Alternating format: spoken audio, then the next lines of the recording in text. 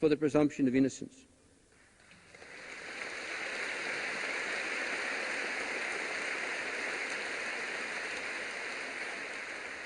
But I think there's much more to it. I think there are a lot of other forces at work in the national concern with what has happened to Julian Assange, or is happening to Julian Assange, and what the resentment being thrown at WikiLeaks. For example, there's the concern about what is happening to our World Wide Web.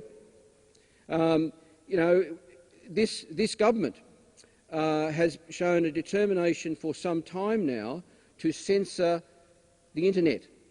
And although it has backed off a little bit in recent times and has thrown the matter back at the states and territories and said, well, provide us some advice on this, it is abundantly clear that the Gillard government is determined in due course to impose mandatory filtering of the internet. Now, I think that is wrong. It is inconsistent with the nature of the internet, and it's probably technically impossible. And what we're seeing here with Julian Assange and WikiLeaks is another attempt to censor the internet, which will be to deny it its great strength.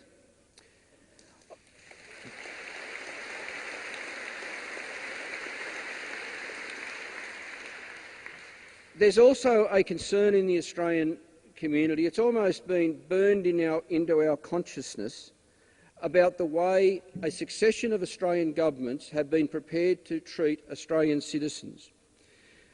John has already spoken about what happened to Mandu Habib. Now, regardless of what you might think of him and what he may or may not have done, the fact that he has now been paid, presumably, a substantial compensation, which must be kept secret from us, is all the proof we need that that man was treated wrongly and that Australian governments were party to that mistreatment. No wonder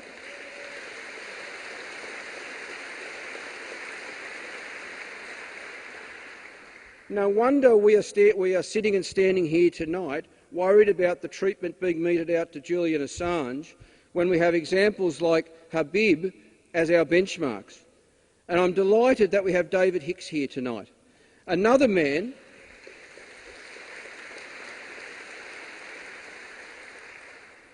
regardless of what you think of David and what he might or might not have done in his past, there is no denying, no Australian could deny, that he was seriously mistreated and he was fed into a grinder that has no similarity to any sort of decent justice system any of us would be familiar with.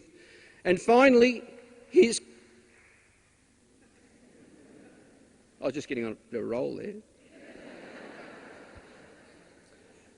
You know, it was Robert McClellan, no less, who expressed concern about the treatment being